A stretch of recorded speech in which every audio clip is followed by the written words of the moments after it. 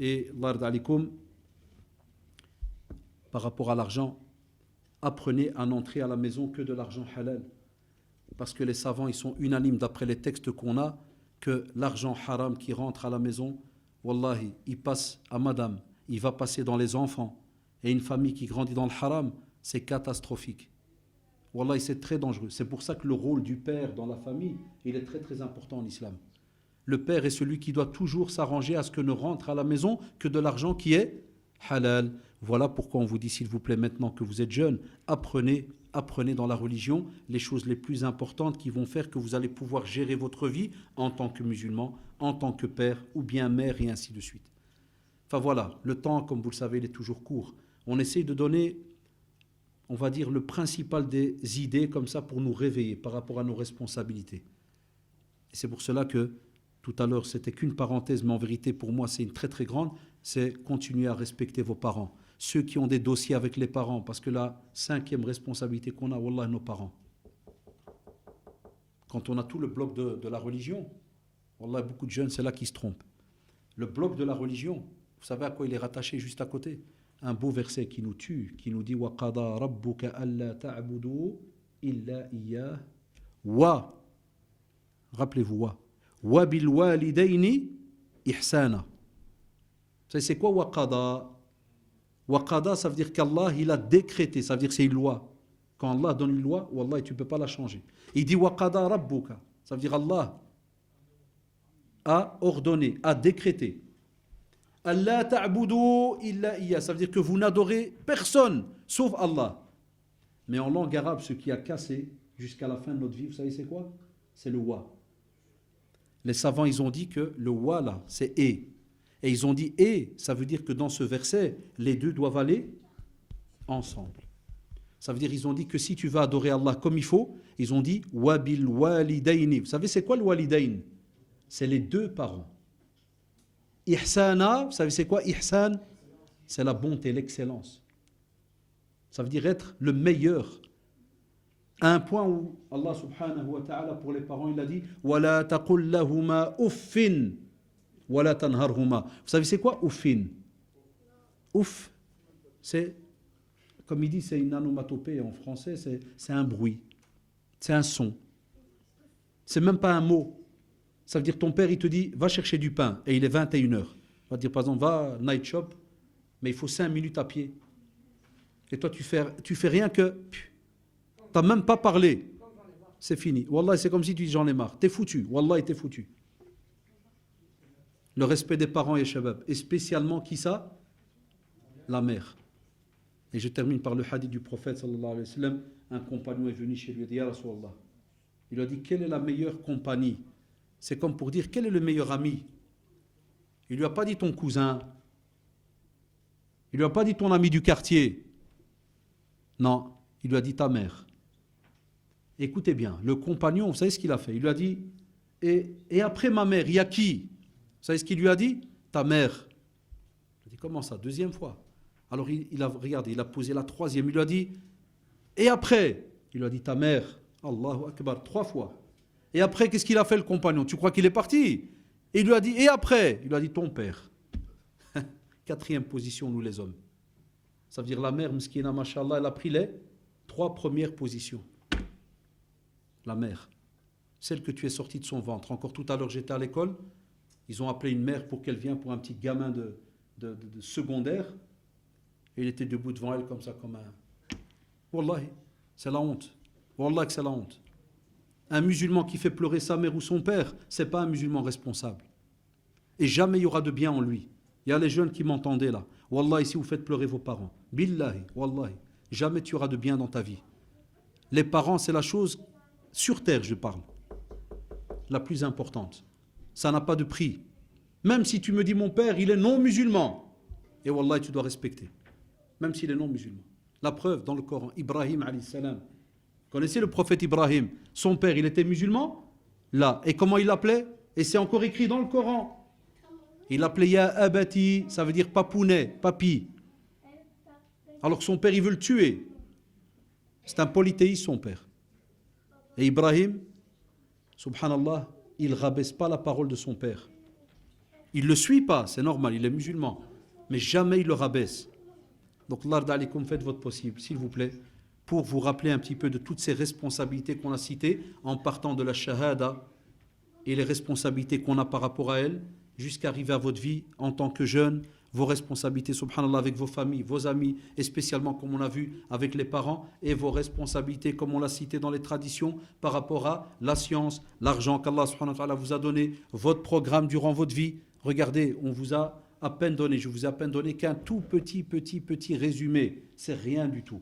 Wallah, ce que je vous ai donné, c'est 1 gramme. Les jeunes, c'est 1 gramme, pas par rapport à 1 kilo, par rapport à 1 tonne. Si la religion c'était 1 tonne, je vous ai parlé aujourd'hui en 1h30 de même pas 1 gramme. On n'a rien fait, 1 gramme. Qu'est-ce qui nous attend, Wallah, et on ne sait pas ce qui nous attend demain, les jeunes. Wallah, aujourd'hui je suis avec vous, demain tu peux entendre, ah le frère là l'autre fois, ouais il est mort, ah subhanallah, ouais parti. C'est comme ça la vie. Ici c'est une pièce de théâtre, ici c'est rien du tout. Wallah, c'est un passage. Vous avez remarqué, hein? Un jour il est beau, un jour il est moche, un jour il a un bouton, un jour ceci, un jour il a une maison. Rien. Wallah, ma ça reste. Tout ça, ça part. Mais vous préparez pour demain, la vraie vie. Quand vous allez être au paradis, Inch'Allah, et qu'Allah subhanahu wa ta'ala nous regroupe tous au paradis. Maintenant, on va passer, Inch'Allah, aux questions. On va faire une question de chez les sœurs et une question de chez vous. S'il vous plaît, il ne faut pas être gêné. Si quelqu'un il est gêné de poser la question, demandez un papier, c'est important. Mais pas rester avec une question que vous avez un doute. Si je sais répondre, je réponds. Quand je ne sais pas, je ne sais pas. Moi, c'est comme ça. Si je ne sais pas, je dis Allahu a'lam. Je sais répondre, je vous réponds. Mais s'il vous plaît, ne pas être gêné, vous demandez un papier et puis on lit. Ça va? Wallahu ta'ala. Gêné, c'est quand quelqu'un il n'ose pas poser une question. Soit il a peur que les autres ils vont rigoler, soit il a peur que les autres ils vont peut-être se fâcher, soit. Zé, bismillah. Andek, tu me fais une question, tu vas gagner 2-0 et puis je vais me retrouver là. Voilà. Zé, bismillah.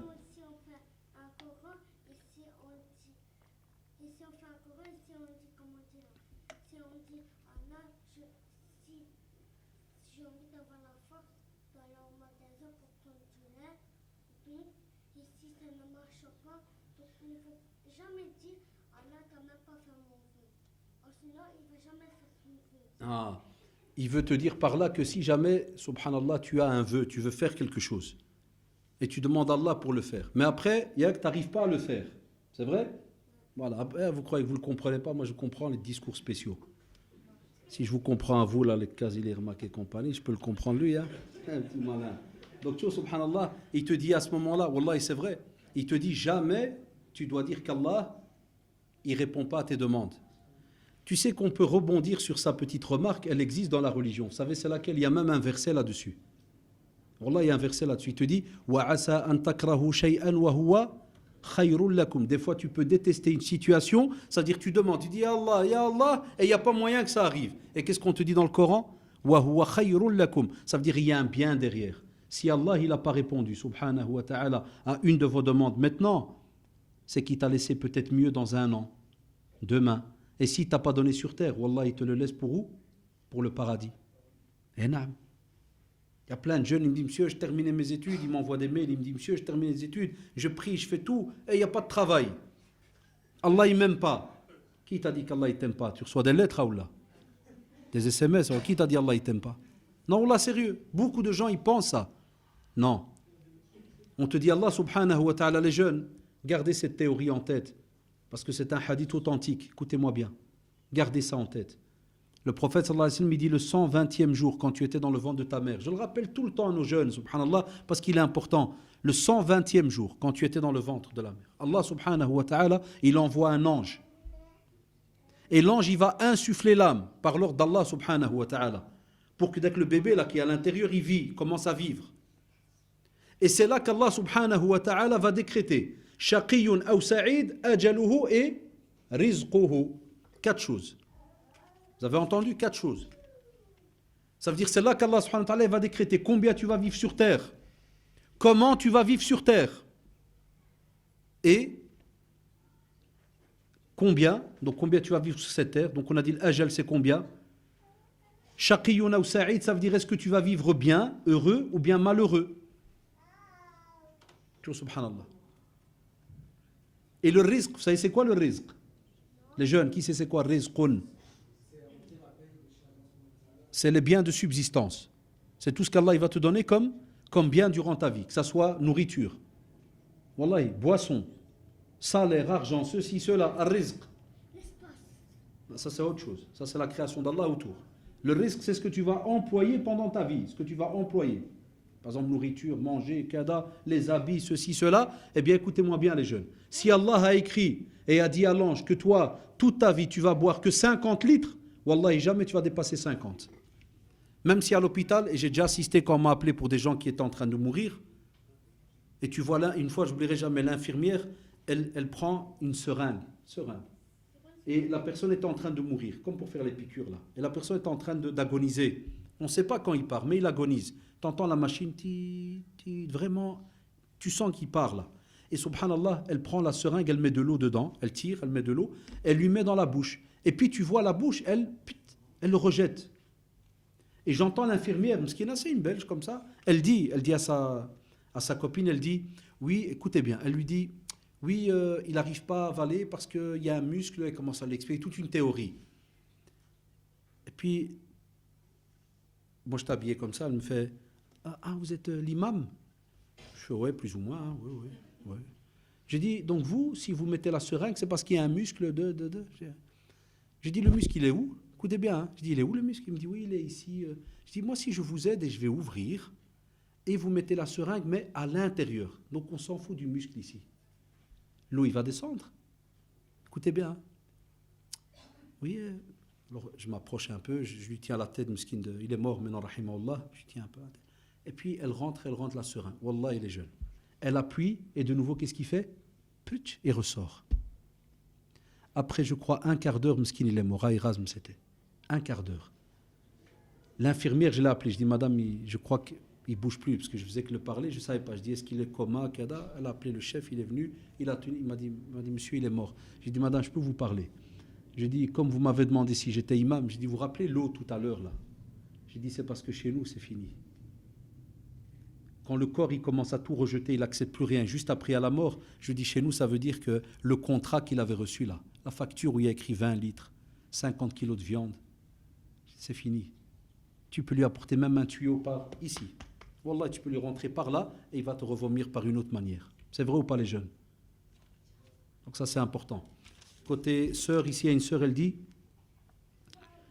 je viens à de nombreuses conférences que vous donnez, mais un jour quelqu'un, on ne va pas retomber sur les questions des mises en garde et des blabla, mais c'est rien, allez. C'est rare. Chez les mosquées marocains, je ne réponds plus à ça. Vous savez c'est quoi ça? Comme ça les frères turcs, je crois ils sont au courant de ça. C'est ce qu'ils appellent les mises en garde. C'est quoi une mise en garde? C'est que chez nous, certains jeunes maghrébins qui ont appris la religion avant-hier, ils rentrent sur Internet, ou bien ils l'ont appris au marché, comme tu dis à l'abattoir, ils rentrent sur Internet, et par exemple, il y a des cheikhs, des savants, en Arabie par exemple, en Arabie Saoudite, c'est des cheikhs, ils sont sincères, ils sont bien. Le problème, c'est pas des fois, entre guillemets, le cheikh. Mais il y a des jeunes, il ment. Il appelle le cheikh, il dit, cheikh, chez nous, en France ou en Belgique, on a quelqu'un, il fait les doros, conférences, mais c'est un menteur. Écoutez, mettez-vous à la place. Le cheikh, qu'est-ce qu'il va dire? Il dit, il ne faut pas écouter. Hein. Qu'est-ce qu'il fait lui après? Il vient, il met sur Internet, mise en garde. C'est connu chez les jeunes en français, mise en garde, ça veut dire attention. Voilà, wanted, rechercher, mise en garde, et puis il commence à mettre des noms de personnes qui font des conférences. J'ai dit toujours à nos élèves, même la sœur qui a posé la question, si, mashallah, c'est ton écriture à toi, c'est que, mashallah, tu es intelligente. Et si, ma sœur, tu m'as mis à la fin, je voulais juste savoir, sans indiscrétion, si vous aviez fait des études et lesquelles. Qu'est-ce que tu crois? Que je parle maintenant, que c'est une machine qui parle? Par exemple. Apprenez, s'il vous plaît. Les jeunes, ne vous faites pas arnaquer. C'est comme ça qu'on a des jeunes qui partent en Syrie, qui vont à gauche, à droite. Vous savez pourquoi? Parce que nos jeunes, ils sont très intelligents. Mais comme ils ne connaissent pas beaucoup la religion, dès qu'il y a quelqu'un qui parle un peu mieux qu'eux, qu'est-ce qu'ils font? Ils acceptent tout. Mon nom, il est connu, alhamdoulilah, ici en Belgique. Tu rentres sur Internet, tu mets Haddash Rachid, tu vas trouver, ma sœur, tout ce que j'ai étudié ou j'ai étudié. Et je vais aller plus loin. Comme ça, chère sœur, tu ne te fais pas arnaquer la prochaine fois, même les garçons. Toi, tu vas rentrer sur Internet. Tu vas trouver que j'ai écrit, par exemple, j'ai étudié chez le cheikh un tel. Tu as des preuves? Yallah. Ça veut dire quoi? Ces derniers temps, les jeunes, ils ont rendu les choses très compliquées. Wallahi. À un point où tu as des jeunes aujourd'hui que même si le Khudja le vendredi, qui fait ici, par exemple, il va dire que Allah il vous a demandé de prier 5 fois par jour. Wallah, tu peux encore avoir aujourd'hui des jeunes qui vont lui dire après, tu as des preuves. Alors, la preuve, c'est toi qui n'as pas étudié, c'est toi qui dois l'étudier. Si nous, les jeunes, on l'étudie, eh bien, n'importe qui vient, il prend la parole, tu sais savoir s'il raconte n'importe quoi ou pas. Mais comme nos jeunes, ils n'étudient pas, qu'est-ce qu'ils font? Eh bien, ils apprennent tout simplement sur Internet, YouTube et compagnie. Et quand tu apprends que sur Internet, depuis quand est-ce que notre professeur c'est devenu Internet? C'est pour ça qu'on rigole des fois entre nous, les prédicateurs. On appelle ça le cheikh Google, Khudja Google, vous le connaissez? Eh non, c'est Khudja Google, c'est-à-dire les jeunes, au lieu qu'il va apprendre sur les livres, au lieu qu'il s'assit devant un cheikh, au lieu qu'il voyage, non, lui il s'assit, il met sur Google Islam et il apprend de Google. Depuis quand Google c'est un professeur? Et ça c'est un gros problème chez les jeunes aujourd'hui. C'est une nouvelle maladie que ma génération, on n'a pas connue. Ah wallah, ça c'est là comme tu dis Tolga de 2014. Nous on a entre guillemets, il y a les jeunes, on a ce qu'on appelle chez nous Qala Allah, Qala Rasul, ce que Allah a dit subhanahu wa ta'ala, ce que le prophète a dit. Et en face de nous on a des musulmans qui normalement ils cherchent, c'est obligé, ils se conseillent, ils demandent, mais ils étudient à côté. Comme ça, quand tu viens écouter un discours, tu sais savoir s'il raconte quelque chose de normal ou pas, puisque des fois un discours ça peut être un rappel. Quand tu dis à quelqu'un qu'il faut prier, ça veut dire que les gens ils savent pas qu'il faut prier, mais c'est le rôle de tous les imams. C'est ce qu'a fait le prophète sallallahu alayhi wa sallam pendant des années. Est-ce que pour dire à quelqu'un que tu dois prier, tu dois être un cheikh pour lui dire ça? Il faut être un khudja pour dire à quelqu'un tu dois prier? Wallah, c'est devenu une bêtise incroyable chez les jeunes. À un point aussi, un jeune, il dit à son copain, tu dois prier, l'autre, il lui dit, t'es un savant, toi? Oh, mashallah, oh, c'est tout. On ne se parle pas, et puis Allah. Wallah, c'est devenu quelque chose de catastrophique. Un autre groupe de jeunes, pour eux, écoutez, Wallah, la question, elle est importante. Je remercie la personne qui l'a posée, c'est important. Et la sœur, si tu veux savoir, j'ai un site internet qui s'appelle www.rachidhaddash.com. J'ai étudié un peu en Arabie et j'ai étudié en Belgique. Et si tu veux voir même mes petits diplômes, je les ai, alhamdoulilah. Je ne suis pas obligé de vous les montrer, mais wallah, je les ai. Je fais plaisir de répondre à ça une fois par an. C'est un petit plaisir, un cadeau que je fais, parce que c'est nouveau que je suis venu ici. Les autres qui sont habitués à m'écouter, ils le savent. Donc, mais bon, c'est comme ça. Les jeunes aujourd'hui fonctionnent comme ça. Mais on a un autre groupe de jeunes qui, pour eux, tout est mauvais. Si tu n'écoutes pas son cheikh à lui, son savant à lui, t'es un mauvais. La semaine passée, un jeune mesquin de 3e année, il est venu chez moi, il m'a dit, monsieur, vous écoutez quel savant? Je lui ai dit, pourquoi? Tu as la liste de tous les savants? Il m'a dit, non, non, c'est pour savoir. J'ai dit, mon copain, j'ai dit, je te connais et je sais où est-ce que tu vas aller. J'ai dit, tu parles avec qui au quartier? Non, non, j'ai dit, wallah, je ne te lâche pas. C'est bien quand tu es prof, tu as le pouvoir, hein, tu mets -5. Je lui ai dit, si tu ne réponds pas, c'est que tu m'as désobéi. Je mets -5. Réponds. Ah, il m'a dit, ouais, il y a un jeune au quartier, c'est un nouveau, il commence à venir et il commence à nous dire, attention, il ne faut pas écouter n'importe qui, il ne faut pas. Il me dit, maintenant, wallah, je suis dans le doute. Je dis, pourquoi? Il m'a dit, j'écoute personne. Je dis, qu'est-ce que tu as gagné? Qu'est-ce que tu as gagné? Il est venu, il t'a mis le doute dans ta tête, il est parti. Tu as gagné quoi maintenant? On a un autre groupe. Pour eux, wallah, tout le monde, bid'a, tout le monde, innovation, tout le monde, kafir, tout le monde ceci, tout le monde cela. Tu lui dis, par exemple, Khudja, mosquée Hijrat, Mubtadi'. Khudja, mosquée Kada, Mubtadi'. Qui est bon? Je ne sais pas, mais pas bon. Wallah, les frères, c'est mon métier, je sais de quoi je parle. Moi, je donne des conférences en France, wallah, et du sud jusqu'au nord. Toute la France, je fais. Il y a des groupes qui sont apparus ces dernières années, wallahi, catastrophiques. Soit tout est haram, soit tu ne comprends pas, soit tu juges tout le monde. Des fois, il y a même des jeunes qui me disent par mail, wallah, je les ai ici. Il me met mon père, virgule, kafir, virgule, il ne prie pas tout le temps. Pourquoi tu dis que ton père c'est un kafir? Fais la da'wa à ton père, parle à ton père. Pourquoi tu le traites déjà de kafir? Ça, c'est tout un groupe qu'on appelle les takfiri. C'est un groupe de jeunes wallah, qui existe maintenant. Il est dans différents pays. Chaque fois qu'il y a une erreur, tu es un mauvais. Où est-ce qu'elle est la da'wa? Où est-ce qu'elle est la manière de parler?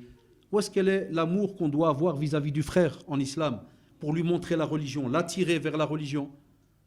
Eh bien, chère sœur, wallahi, ces jeunes qui font ces questions-là de soi-disant les mises en garde, c'est eux qui ont, entre guillemets, pour l'instant, cassé la plupart, soit des familles. Wallah, c'est mon métier. Je connais des jeunes qui ne parlent plus à leurs parents, qui ne vont même plus à telle mosquée parce que, soi-disant, la mosquée, elle est mauvaise. Il ne faut pas aller là-bas. C'est des égarés. Et c'est pour ça que même les Belges, maintenant, ils ne comprennent plus comment l'islam il fonctionne en Belgique. Wallah, ils ne savent plus. Il dit, vous, on ne vous comprend pas. Vous êtes combien? Vous avez combien de groupes? C'est qui les bons? C'est qui les... Ah, donc faites attention à ces questions, parce que Wallah, c'est pas facile. Ça commence comme ça avec des simples questions. À la fin, il vous met le doute dans tout. Et à la fin, vous n'écoutez plus personne. Et là où c'est plus dangereux, vous commencez à devenir des juges. Commencez à juger les autres. Celui-là, il est bon, celui-là, il n'est pas bon. Celui-là, il est bon, celui-là, il n'est pas bon. Je vois que beaucoup de jeunes, ils commencent à regarder les GSM. Qu'est-ce qui se passe? Qu'est-ce qui se passe? À rester concentrés, les amis. À réveillez-vous. Moukhlès, toi et ta bande, revenez par là. Les jeunes là, à droite, les pensionnés, venez par là, 2 minutes. Ouais, ça c'est un groupe spécial, c'est les 70 ans et plus. Levez-vous, hey, lève. Hey, yalla. Hey, vous avez fait mal au mur, à Sabi. Le mur, il doit crier celui-là. Venez par là. Et restez concentrés 2 minutes. Pourquoi si souvent on dit que le paradis se trouve sous les pieds de la mer? Il y a beaucoup de savants qui disent que ce hadith, ce n'est pas un hadith qui est, comme on dit, fort et sûr à 100%. On le répète très très souvent. Mais il y a des savants, les spécialistes du hadith, ils ont des commentaires sur ce texte.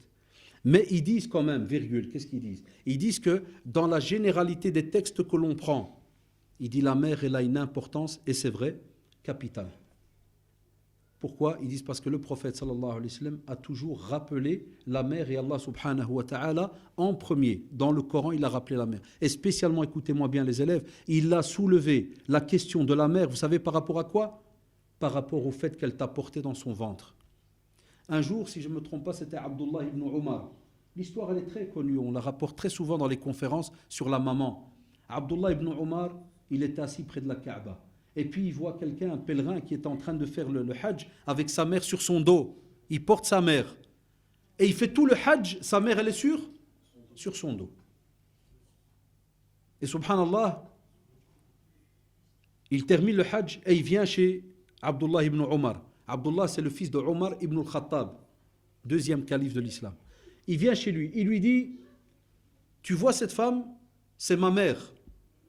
J'ai fait tout le hajj avec, sur mon dos. Est-ce que je lui ai remis ce que je lui dois? Ça veut dire tout ce qu'elle a fait pour moi, qu'elle m'a éduqué, qu'elle a ceci, qu'elle a cela. Moi, j'ai fait tout le hajj. Est-ce que j'ai remis la facture? Est-ce que j'ai tout payé? Tu sais ce qu'il lui a dit, Abdullah ibn Omar? Il lui a dit, Wallahi, même pas la petite douleur quand tu es sorti de son ventre. Pour lui dire, Wallahi, tu remettras jamais. Voilà, rien que ce sujet-là, pourquoi nos mères, elles sont importantes. Et c'est pour cela qu'il faut toujours invoquer Allah dans vos prières pour vos mères, même si elles sont encore vivantes. Et encore plus quand elles sont mortes. Hein, nos parents, nous, qu'on a perdu nos mères, on ne doit pas les oublier dans les invocations. Voilà pourquoi la maman, elle est très très souvent citée, parce que les élèves et les femmes qui m'écoutent derrière, elles le savent. Celles qui sont mariées, elles savent de quoi je parle. Moi, alhamdoulilah, j'ai 5, chacun qui se combien il a, qu'Allah les protège. J'ai une fille qui est mariée, une grande, j'ai les autres petits. Mais quand ils étaient tout petits bébés, quand le bébé, il pleure la nuit, c'est qui se lève? C'est qui? Le père, en général, c'est un spécialiste du low-kick carrière. Là. Ah ouais. Je ne sais pas d'où ils ont apporté ça, mais... Lève-toi. C'est qui se lève? 90% c'est la mère, Mskina. Quand tu as mal à tes premières dents, c'est qui se lève? C'est ta mère. Quand tu vas à l'hôpital, opération. Je me rappelle, moi, la toute première, ma fille, quand elle a été opérée, le médecin, il dit, c'est tout. Elle est en sécurité, monsieur, elle est dans sa chambre, tout va bien. Et il nous dit, vous pouvez rentrer. Elle reste à l'hôpital. Et je vois ma femme, elle dit, non, je reste ici. Moi, j'étais un nouveau père, hein, c'est mon premier enfant. Je ne sais pas ce que c'est, je ne suis pas habitué. J'ai dit à ma femme, qu'est-ce qui se passe? Elle est en sécurité, elle est dans la chambre, tout est fait, machallah, rien, tout. Elle me dit, wallah, moi je rentre. Je dis, mais il n'y a pas de lit. Elle me dit, je reste assis sur la chaise. J'ai dit, tu parles sérieux? Elle me dit, Inch'Allah, moi je rentre.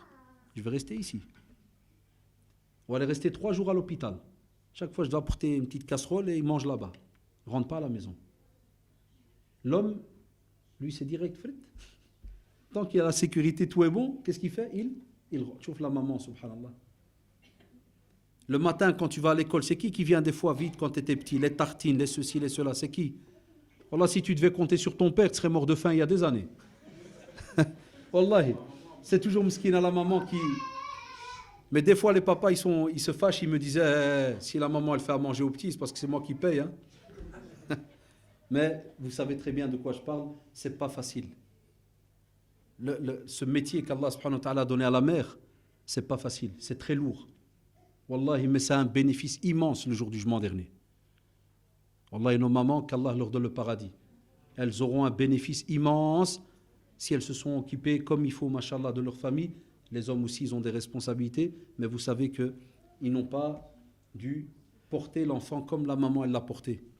D'accord, les jeunes? Donc, respectez vos mères. Lard alaikum. Quelqu'un a une question orale comme ça, ou bien on fait que les papiers? Oui?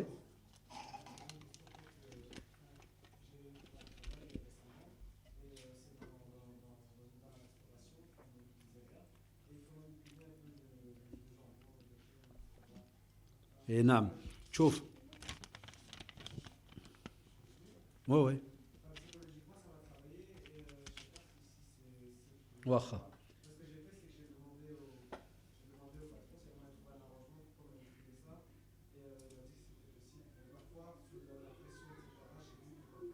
Nam. Tchouf, ya shabab, chez nous en islam, on a des règles de base.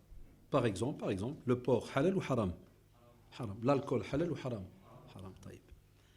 Après, subhanallah, on a un drôle d'étage qui est très drôle, ça s'appelle les cas de force majeure. Ad-daroura. Les cas de force majeure, attention, ce n'est pas un sujet pour s'amuser.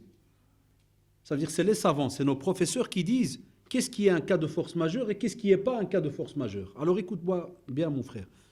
On dit, si jamais tu vis avec tes parents, tu es à l'aise, tu manges, tu n'as pas besoin d'argent pour l'instant, tu es avec tes parents, et que tu avais envie comme ça de travailler, faire un job, et qu'on te propose quelque chose de haram, est-ce que tu peux le prendre? Tu dis non. Tu n'as pas de cas de force majeure là.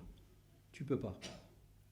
Mais quand je travaillais dans le comité de fatwa au centre islamique pendant 14 ans, avec des machers d'Arabie, d'Égypte, Cheikh Ayoub, Cheikh Turc, je ne sais pas si vous connaissez Yalmaz, Cheikh Ayoub, donc il était avec nous dans le comité avant qu'il quitte aussi le centre. Donc on avait un comité, machallah, de plusieurs délégations, donc turcs, marocains, égyptiens et saoudiens.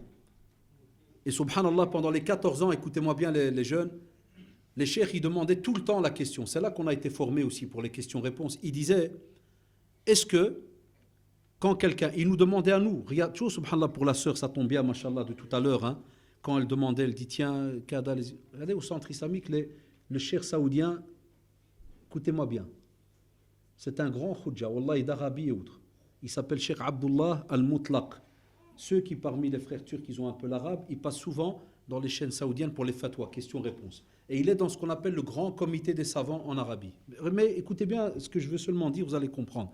Ce cheikh, donc, c'est ce qu'on appelle parmi les grands là-bas en Arabie et tout.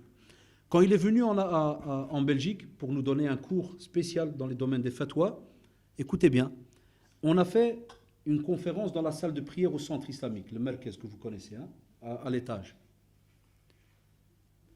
Il y avait des gens qui lui posaient des questions par rapport à des choses qui se passent en Belgique. Wallahi, vous savez ce qu'il faisait le cheikh? Moi j'étais traducteur, je faisais arabe-français.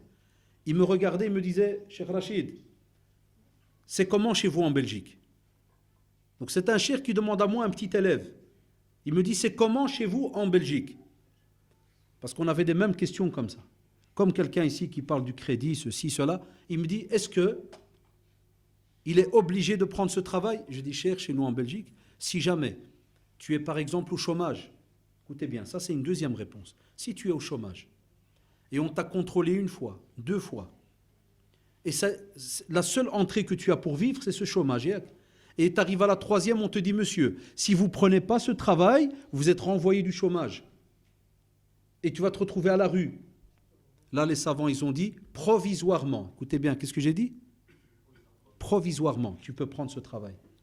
Jusqu'à ce qu'Allah subhanahu wa ta'ala il te donne mieux. Et même comme ça, qu'est-ce qu'ils ont dit? Est-ce que tu crois qu'ils ont répondu comme ça, stop? Ils ont dit virgule. Là, ils sont arrivés à ta réponse.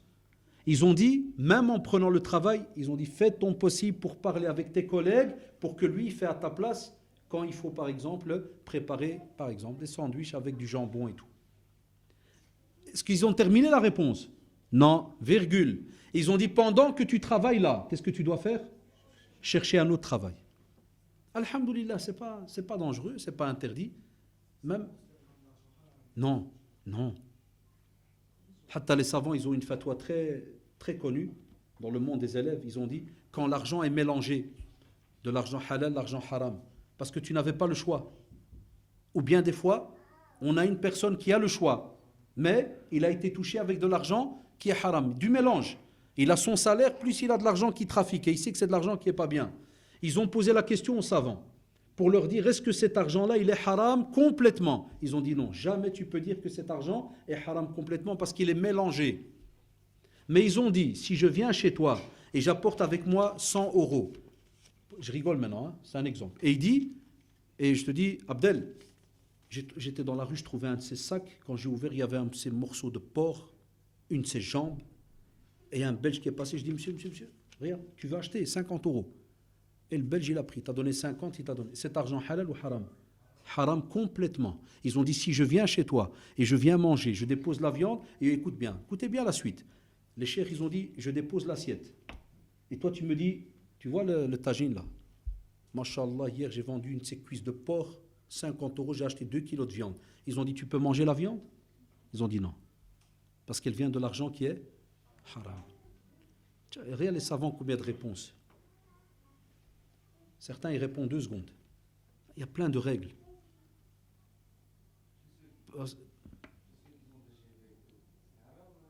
Ben, celui-là, j'ai un ami, moi, qui a plein de délais et tout.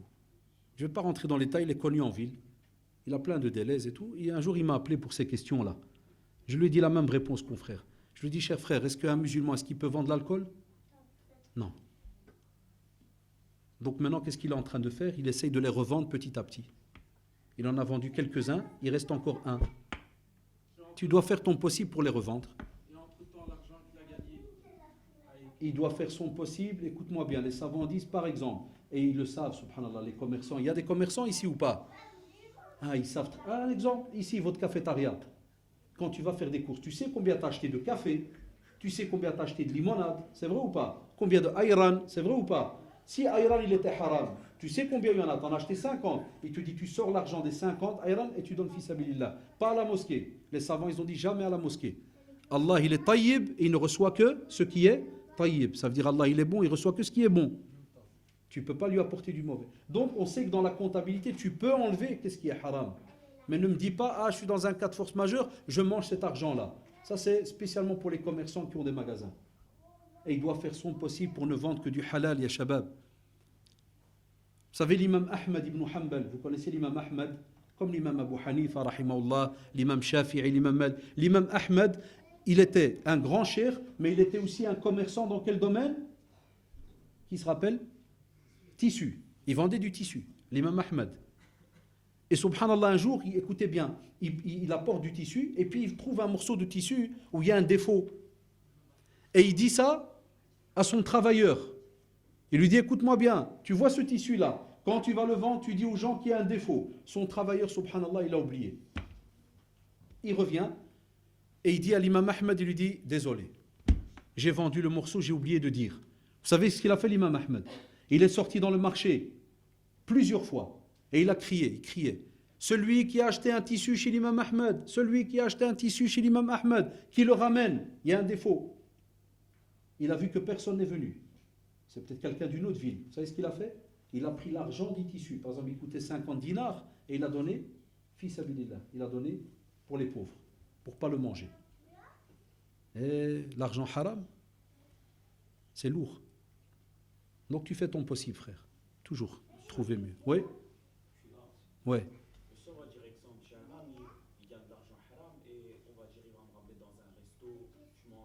Non, on n'accepte pas. Si c'est l'argent haram que tu sais... Non, quand tu ne sais pas ce qui est passé. Mais conseille-le premièrement, ne le laisse pas dans le haram. Conseille-le. Dis-lui, s'il te plaît, demain tu vas rencontrer Allah, c'est important, kada. Mais ne faites pas, il y a les jeunes. Sa question elle est importante. Des fois, on a des jeunes, hein, ça arrive au quartier. Ils travaillent dans du haram, mais parce qu'ils nous payent des dorum et tout, ils nous invitent, alors tout le monde il se tait, il dit rien. Ou bien ils nous payent des sorties, ou bien on va aller je sais pas où à Anvers, tout est payé. Non, n'accepte pas. T'imagines, tu meurs pendant qu'il y a du haram, qu'est-ce que tu vas dire à Allah? Allah yarda alaykoum, ça il ne faut jamais toucher. Wallahi. Mais, même si tu sens qu'il va être vexé, dis-lui, je t'aime en Allah. C'est pour ça que je t'ai dit tout ça. Je ne t'ai pas dit ça parce que je suis jaloux, mais c'est parce que je t'aime en Allah. Je ne veux pas que le jour du jugement dernier, tu vas dire, Ya Allah, il était avec moi, il a mangé avec moi, il ne m'a rien dit. Tu lui parles, sans le casser, parler poliment, kada et ainsi de suite. Ici, après je reviens à quelqu'un qui a. Ici, quelqu'un dit, j'ai une sœur de 15 ans, elle n'arrête pas de chercher la misère. Elle dit à